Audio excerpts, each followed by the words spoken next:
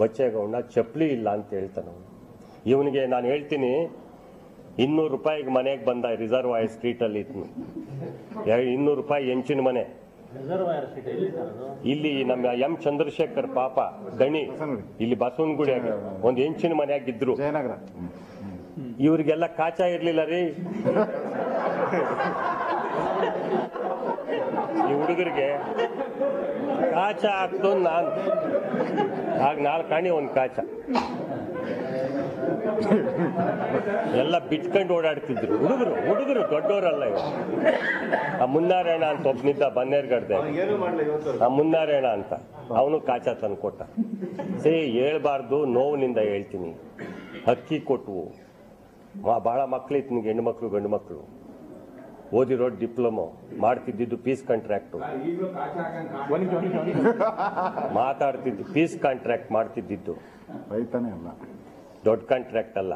ಏನೋ ಬಂತು, ಏನೋ ಹಿಂಗೆ ಮಾಡ್ಕೊಂಡು ಬಂದ್ಬಿಟ್ಟು ಹೆಗ್ಡೆ ಸತ್ತೋದ್ರು, ಪಟೇಲ ಸತ್ತೋದ, ಬೊಮ್ಮಾಯಿ ಸತ್ತೋದ. ಇವತ್ತಿನಿಂದ ಒಂದು ಹಂತ ಅವ್ರನ್ನ ಮುಗಿಸಿದ್ರು. 2ನೇ ಹಂತ ನಾವು ಮುಗಿದೋದು ಈ ಜನರೇಷನ್. ಅವನ ಮಗನ ಹಂತಕ್ಕೆ ರಾಜಕೀಯ ತಕೊಂಡು ಹೋಗ್ಬೇಕು. ಆತನಿಗೆ ಇರೋ ದೃಷ್ಟಿ, ದೂರದೃಷ್ಟಿ. ಯಾರು ಶಕ್ತಿಗಳಿಲ್ಲದ್ದೆಲ್ಲ ಮಾಡ್ತಾನೆ. ಕ್ಷುದ್ರ ಶಕ್ತಿಗಳ ಪ್ರಯೋಗ ದಿನನಿತ್ಯ ಮಾಡ್ತಾನೆ. ನಮ್ಮ ಮೇಲೆ ಮಾಡ್ತಾ ಇದ್ದಾನೆ. ಯಾವಾಗಲೂ ಯಾಗ ಯಜ್ಞಗಳು ಮಾಡ್ತಾ ಇರ್ತಾನೆ. ದೇವ್ರ ದರ್ಶನ, ದೇವ್ರನ್ನ ಕಟ್ಟಿ ಹಾಕ್ಬಿಡ್ತಾನೆ ಆಚ್ಕೋಗಿ ಆಗದಾಗೆ. ಇವನು ಹೋದ ಅಂದ್ರೆ ದೇವ್ರು ಆಚ್ಕೋಗಕ್ಕಲ್ಲ.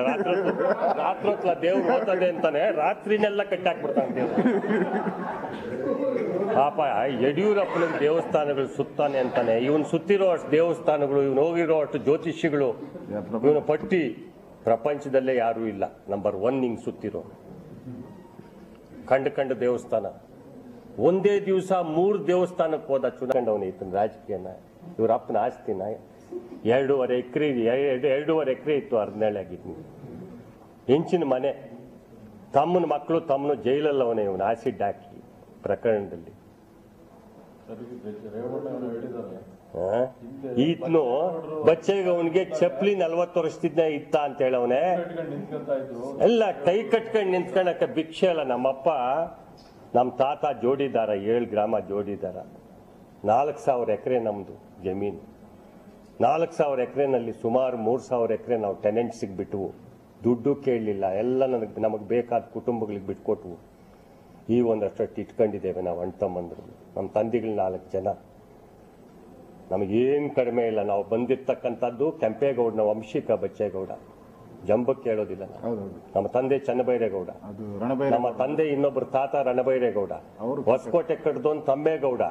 16ನೇ ಶತಮಾನದಿಂದ ಬಂದಂತ ಕುಟುಂಬ ನಾವು. ಪಾಳ್ಯಗಾರ ನಾವು. ವಿಜಯಪುರದ ಆಹುತಿ ನಾಡು ಪ್ರಭುಗಳು, ಯಲಂಕ ನಾಡು ಪ್ರಭುಗಳು ನಾವು. ಅಲ್ಲಿಂದ ಬಂದಿರ್ತಕ್ಕಂಥ ಇತಿಹಾಸ ನಮ್ಮದು. ಏನ್ ಹೇಳಿದ್ರು JH ಪಟೇಲ್ ಅಂದ್ರೆ, ನಾನು ಸುಹೇಬೈರೇಗೌಡ ಸತ್ತೋಗಿದ್ದಾರೆ ಈತನಿಂದಾನೆ, ನಾಗೇಗೌಡ ಸತ್ತೋದ ಈತನಿಂದಾನೆ, ವೈಕ್ಯರಾಮಯ್ಯ ಸತ್ತೋದ ಈತನಿಂದಾನೆ, ಚಂದ್ರೇಗೌಡ ಆಚೆ ಹೋದ ಈತನಿಂದಾನೆ, ಇವತ್ತು BL ಶಂಕರ್ ಆಚೆ ಹೋದ ಇವನಿಂದಾನೆ, ಬಚ್ಚೇಗೌಡ ಆಚೆ ಹೋದ ಇವನಿಂದಾನೆ, ಸಿಂಧಿ ಆಚೆ ಹೋದ ಈತನಿಂದಲೇ, ಇಬ್ರಾಹಿಂ ಆಚೆ ಹೋದ ಈತನಿಂದಲೇ, ಸಿದ್ದರಾಮಯ್ಯ ಆಚೆ ಹೋದ. ಇಡೀ ಪಕ್ಷ ನಾಶ ಮಾಡಿ ತನ್ನ ಮಕ್ಕಳನ್ನ ಕೂರ್ಸಾಕಿ ಇದು ದೊಡ್ಡ ಸಂಚು ನಡೆಸ್ತಾ ಈತನ ರಾಜಕಾರಣದಲ್ಲಿ. ಕುಟುಂಬದ ಆಸ್ತಿ ಅನ್ಕೊಂಡ ರಾಜಕಾರಣ. ಇವತ್ತು ಮಿರಾಜುದ್ದೀನ್ ಪಟೇಲ್ ಸತ್ತೋದ ಈತನಿಂದಾನೆ. ಅವನಿಗೆ ಹಾರ್ಟ್ ಅಟ್ಯಾಕ್ ಆಗಿತ್ತು. ಅರೆ ನಗೋದಲ್ಲ ರೀ, ಸಾಯಿಸ್ಬಿಟ್ಟ ಅವನ್ನ. ನಾನು ಕೇಳಿ ಸತ್ಯ ಹೇಳ್ತೀನಿ. ನಾನು ಹತ್ತತ್ರ 40 ವರ್ಷ ಇದ್ದು ನಾನು ಸತ್ಯ ಹೇಳ್ತೀನಿ. ನಿಮ್ಗೆ ಅನುಭವ ಇಲ್ಲ, ಯಾರು ಹುಟ್ಟಿಲ್ಲ ಅನೇಕರು ಇಲ್ಲಿ. ಸಣ್ಣ ಹೊಸಬ್ರು ಇದ್ದೀರಿ, ಹೊಸಬ್ರು ಇದ್ದೀರಾ. ನಾನು ನೋವು ಹೇಳ್ಕತ್ತೀನಿ, ಕಣ್ಣಲ್ಲಿ ನೀರು ಬರ್ತದೆ. ಹೊಸಬ್ರು ನಾನು ಎಲ್ಲೋ ಬಂದು ಇವತ್ತು ಈತನಿಂದ, ಯಡಿಯೂರಪ್ಪನವರಿಂದ ಮತ್ತೆ ದೇವರು ನನ್ನ ಪುನರ್ಜನ್ಮ ಕೊಟ್ಟಿದೆ ಬಚ್ಚೇಗೌನಿಗೆ. ಇಷ್ಟು ನೋವು ತಂದುಬಿಟ್ಟ ನನ್ನ. ಒಂದು ವೇದಿಕೆ ಹತ್ತಿಸ್ಲಿಲ್ಲ 4 ವರ್ಷ. ನನ್ನ ಸೋತ ಅಂತ ನಿರ್ಲಕ್ಷ್ಯ ಮಾಡ್ದ. ಒಕ್ಲಿಗನ್ ಸೋಲಿಸ್ತಾನೆ ಆತ್ನು. ಯಲೂರಾಯ ಸ್ವಾಮಿ ಸೋತ ಅವನಿಂದ, ಚನ್ನಿಗಪ್ಪ ಹಾಳಾದ ಅವನಿಂದ, ದೊಡ್ಡಬಳ್ಳಾಪುರದಲ್ಲಿ ಹಾಕ್ದ. ಯಾರಿಗ್ರಿ ಒಳ್ಳೇದು ಮಾಡಿದ್ದಾನೆ ರಾಜಕಾರಣದಲ್ಲಿ? ಹೊಟ್ಟೆ ಉರಿತದೆ ಹೇಳ್ಕೊಂಡು ಹೋದ್ರೆ. ತಲೆ ತಗ್ಗಿಸ್ಬೇಕು ಇವತ್ತು. ಏನ್ ಸಮಾಜನ ಕೊಂಡ್ಕೊಂಡವನಾಯ್ತನು? ಕುಮಾರಸ್ವಾಮಿ ಅವರಿಗೆ 4 ಕಾಣಿ ಕೊಟ್ಟು ಕಾಚಾ ಕೊಡಿಸಿದ್ದು, ಕಾಚಾ ಅಂದ್ರೆ ಚಡ್ಡಿ ಕೊಡಿಸಿದ್ದು ನಾನು. 200 ರೂಪಾಯಿ ಬಾಡಿಗೆ ಮನೆಗೆ ಬೆಂಗಳೂರಲ್ಲಿ ವಾಸವಾಗಿದ್ದಂತಹ ದೇವೇಗೌಡರು ಇದನ್ನ ನೇರವಾಗಿ ವಾಗ್ದಾಳಿ ನಡೆಸಿದ್ದು ಏನು ಚಿಕ್ಕಬಳ್ಳಾಪುರದ ಸಂಸದರಾಗಿರುವಂತಹ ಬಚ್ಚೇಗೌಡರು. ಇದು ಇವತ್ತಿನ ಕತೆ ಅಲ್ಲ. 10 ವರ್ಷಗಳ ಹಿಂದೆ ಪ್ರೆಸ್ ಮೀಟ್ ಮಾಡಿ ಬಚ್ಚೇಗೌಡರು, BN ಬಚ್ಚೇಗೌಡರು ಪ್ರೆಸ್ ಮೀಟ್ ಮೇಲೆ ಹೇಳಿರುವಂತದ್ದು. 4 ಕಾಣಿ ಕೊಟ್ಟು ಕಾಚಾ ಕೊಡಿಸಿದಂತಹ ಬಚ್ಚೇಗೌಡರು ಅವ್ರು ಹೇಳ್ತಾರೆ, ನಾವು ಕೆಂಪೇಗೌಡರ ವಂಶಸ್ಥರು, ದೇವೇಗೌಡರು ಅಲ್ಲ ಅಂತ ಹೇಳ್ತಾರೆ. ದೇವೇಗೌಡರು ಬೆಂಗಳೂರಿಗೆ ಬಂದಂತವರು, 200 ರೂಪಾಯಿ ಬಾಡಿಗೆ ಮನೆಯಲ್ಲಿ ಇದ್ದಂತವರು ಅಂತ ಅವರು ಆರೋಪ ಮಾಡ್ತಾರೆ.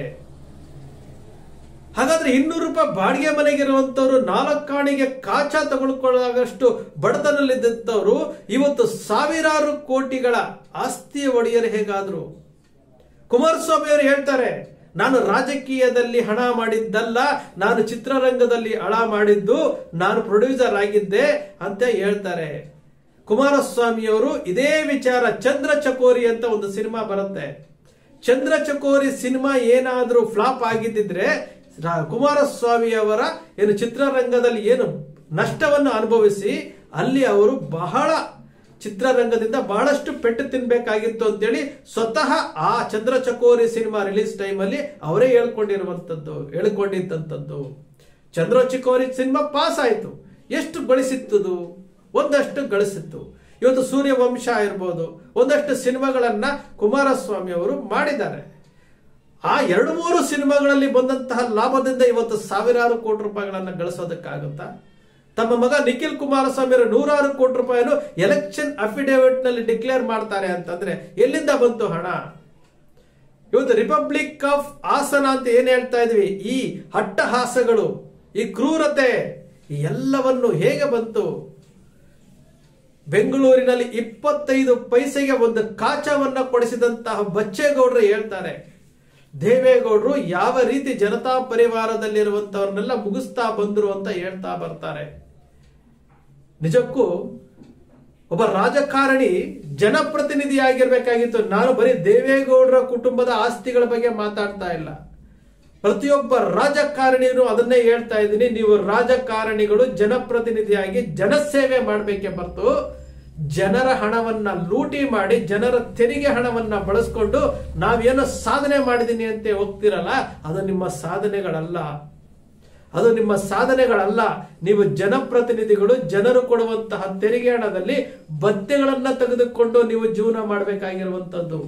ಆ ಭತ್ಯೆಗಳನ್ನ ಪಕ್ಕಕ್ಕಿಟ್ಟು ಅದರ ಮೇಲೆ ಬರುವಂತ ಹಣಕ್ಕೆ ಆಸೆ ಪಡ್ತಿರಲ್ಲ. ಬಹಳಷ್ಟು ನಾವು ಕಣ್ಣಿಂದ ನೋಡಿದ್ರು ಸಹ ಯಾವುದು ಕೇಳಲಾಗದಂತಹ ಪರಿಸ್ಥಿತಿ. ಇವತ್ತು ಯಾವುದೇ ಕಾಮಗಾರಿಗಳಲ್ಲಿ 10%, 20%, 40% ನಷ್ಟು ಕಮಿಷನ್ ಇಲ್ಲದೆ ಯಾವ ಕೆಲಸವೂ ನಡೆಯೋದಿಲ್ಲ.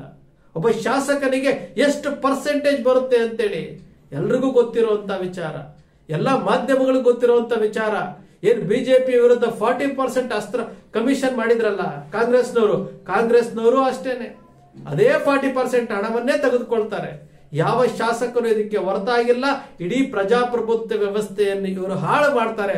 ಒಂದು ಓಟಿಗೆ 1000 ರೂಪಾಯಿ 500 ರೂಪಾಯಿ ಕೊಟ್ಟು ಖರೀದಿ ಮಾಡ್ತಾರೆ ಅಂದ್ರೆ ಎಲ್ಲಿಂದ ಬರುತ್ತೆ ಹಣ? ಇದೇ ಗಾಲಿ ಜನಾರ್ದನ ರೆಡ್ಡಿ 500 ರೂಪಾಯಿಗೆ ಒಂದು ಓಟನ್ನ ಇಂಟ್ರೊಡ್ಯೂಸ್ ಮಾಡಿದ್ರಲ್ಲ, ಅವತ್ತೇ ಕರ್ನಾಟಕ ರಾಜ್ಯದ ರಾಜಕಾರಣ ಕೆಟ್ಟೋಯ್ತು, ಕಲುಷಿತಗೊಂಡು. ಬಚ್ಚೇಗೌಡರು ಹೇಳಿದಂತಹ ಮಾತುಗಳನ್ನ ಕೇಳಿದ್ರಲ್ಲ, ಎಲ್ಲಿಂದ ಬಂತು ಹಣ? 4 ಕಾಣಿ ಚಡ್ಡಿ ಕೊಡಿಸಿದ್ದು ನಾವು ಅಂತೀವಿ. ಅದನ್ನೆಲ್ಲ ನೋಡಿ, ಬಚ್ಚೇಗೌಡರು ಒಬ್ಬ ಸಂಸದರಾಗಿರುವಂತವರು, ಹಿಂದೆ ಶಾಸಕರಾಗಿ ಕಾರ್ಮಿಕ ಸಚಿವರಾಗಿದ್ದಂತವರು. ಬಚ್ಚೇಗೌಡರು 10 ವರ್ಷಗಳ ಹಿಂದೆನೆ ಪ್ರೆಸ್ ಮೀಟ್ ಮಾಡಿ ಹೇಳಿರುವಂತಹ ವಿಚಾರಗಳನ್ನ ಕೇಳಿದಾಗ ನಮ್ಗೆ ಅನ್ಸೋದು, ಈ ರಾಜಕಾರಣಿಗಳು ಜನಪ್ರತಿನಿಧಿಗಳಾಗಿರುವಂತವರು ಯಾವ ರೀತಿಯೆಲ್ಲ ಹಣವನ್ನ ಮಾಡಬಹುದು ಅನ್ನೋದಕ್ಕೆ ಈ ಒಂದು ವಿಡಿಯೋ ಸಾಕ್ಷಿ. ಸ್ನೇಹಿತರೆ, ನಿಮ್ಮ ಅಕ್ಷರ ಮೀಡಿಯಾ ಯಾವತ್ತು ಸೃಷ್ಟಿ ಮಾಡೋದಿಲ್ಲ, ಕಲ್ಪನೆ ಮಾಡೋದಿಲ್ಲ, ವಾಸ್ತವದ ವಿಚಾರಗಳನ್ನ ಜನರ ಮುಂದೆ ಇಡುವಂತ ಪ್ರಾಮಾಣಿಕ ಪ್ರಯತ್ನ ಮಾಡ್ತಾ ಇದೆ. ನಿಮ್ಮ ಅಕ್ಷರ ಮೀಡಿಯಾದ ವಿಶ್ಲೇಷಣೆ ನಿಮ್ಗೆ ಇಷ್ಟ ಆಯ್ತು ಅಂದ್ರೆ ಸಬ್ಸ್ಕ್ರೈಬ್ ಆಗಲಿಲ್ಲ ಅಂದ್ರೆ ಸಬ್ಸ್ಕ್ರೈಬ್ ಮಾಡ್ಕೊಳ್ಳಿ, ಪಕ್ಕದಲ್ಲಿ ಕಾಣುವಂತ ಬೆಲ್ ಐಕಾನ್ ಪ್ರೆಸ್ ಮಾಡಿ, ಶೇರ್ ಮಾಡಿ, ಪ್ರೋತ್ಸಾಹ ನೀಡಿ.